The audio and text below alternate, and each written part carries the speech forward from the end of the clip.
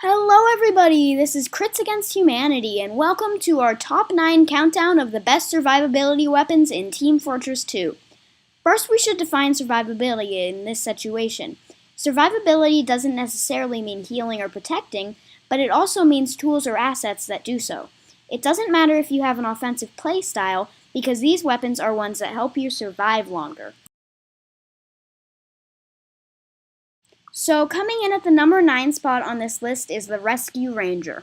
This is kind of a wild card because it heals your buildings. This, in the long run, will help keep you and the rest of your team alive. Let's take a good look at the stats. If you alt-fire, you are able to sacrifice 100 metal to pick up your buildings from far away. This is extraordinarily useful in MVM when you are facing sentry busters. Next is the main upside of the weapon. It will fire special bolts that heal your buildings from any distance. This is great for when you are a far distance from your building and it is on low health, or you're just lazy and don't want to beat it with a wrench. Now for the downsides. This weapon has a 34% clip size penalty, which in the long run doesn't really matter. It also has a 50% ammo penalty, which again in the long run doesn't really matter because you can just pick up fallen ammo and you're engineer, you have a dispenser. You are also self-marked for death when carrying buildings. This again doesn't matter because engineers never play that aggressively. The next downside is that it costs 4 times the amount of metal to repair buildings, which is the only devastating downside on this list. Because of this major downside, this weapon only gets the number 9 spot on this list, but nevertheless is still an amazing weapon overall. Slipping into the number 8 spot on this list is the Atomic Punch. The stats are as follows. You receive 8 seconds of invulnerability where you cannot attack after a 2-second taunt. This can be used as a great escape or a way to flank behind enemy lines. After all of this, the damage that you take will slow you down for a short amount of time. This downside is mostly ineffective depending on your situation. If you use it to flank, I would be worried. But if you use it to escape, it wouldn't affect you because you'd be in safety. So you might be wondering, why is this only number 8? Well, the answer is simple. When using this weapon, you do not have a secondary damage dealer. Overall, this weapon provides that escape plan you need or that one way to push behind enemy lines. Deserving of the lucky number 7 spot is the Thermal Thruster. That probably sounds crazy, but this is a great escape plan. The jetpack holds 2 charges that in total takes about 30 seconds to charge up, 15 seconds per charge. As an additional bonus, you can extinguish teammates by lifting off close to them. You can also do 3 times falling damage to whomever you land on, making it kind of like a mini man-tread. The main use is just like the Atomic Punch. It is great for escapes and flanks. The reason it is better is because it has no downsides. And it has 2 situational buffs, which are mentioned earlier. Jumping into the number 6 spot is the Battalion's Backup.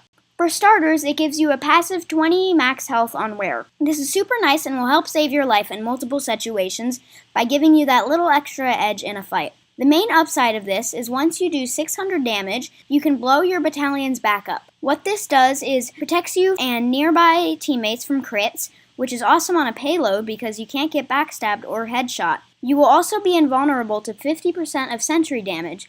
This can help in capture the flag when the enemy team has a sentry in their intel room. The main invulnerability is a 35% damage resistance, which is amazing on payload or control points. This is a great weapon, but keep in mind you are replacing your secondary damage dealer. So with this all said and done, this deserves the number 6 spot on the list.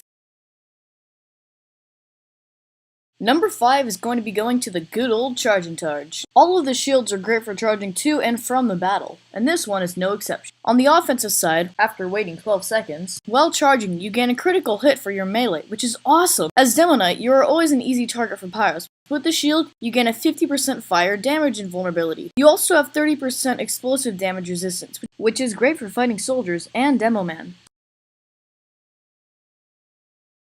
Coming in at number 4, we have the Uber Saw. This weapon has an astounding 25% Uber gain on hit. This is amazing for Battle Medic, but you should always be an asset to your team. This weapon lets you be a combination of both.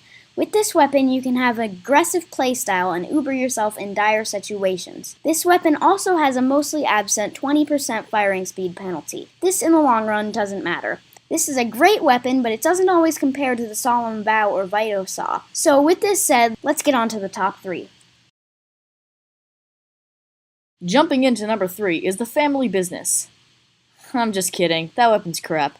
In the real number 3 spot is the sandwich. This weapon is very good for winning your medic's love. You can throw out the equivalent of a medium health kit to any member of your team. You can also heal 300 health after a 4-second taunt. This is great for Heavy because he has so much health and he's such a damage sponge for the rest of his team. This is great if you don't have a medic or your medic is low on health. This is also an amazing item to use in any situation, and that's why it is Heavy's secondary weapon of choice.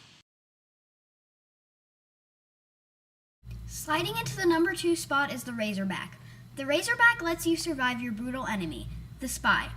It lets you focus more on headshotting than what's around you. You just have to make sure that you're in a safe spot and you're a golden. You also have no overheal, which as Sniper doesn't really matter. This is also good because when a Spy attacks your Razorback, he is stunned. This can help you attack him. This is a great replacement for the SMG or Girardi and definitely deserving of the number 2 spot. Now for some honorable mentions.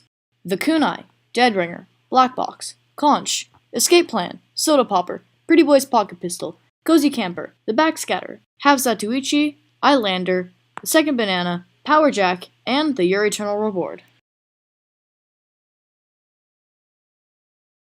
Now for the number 1 spot. Drum roll, please. The Spicicle. This weapon is a complete upgrade from stock and protects you from your greatest enemy, the Pyro. When you are hit by fire, you are invulnerable to it. Paired with the Deadringer, you are close to invulnerable. You have the power to cause extreme paranoia to the enemy. This weapon's downsides are almost absent. It doesn't matter that it turns your victims to ice. There are still bodies with the other knives. Granted, this knife does melt and is not usable for 15 seconds. You can just pick up ammo to refill it. This is overall a way overpowered weapon and needs to be nerfed. I hope you enjoyed this video, and we are Crits Against Humanity. I will see you in another video.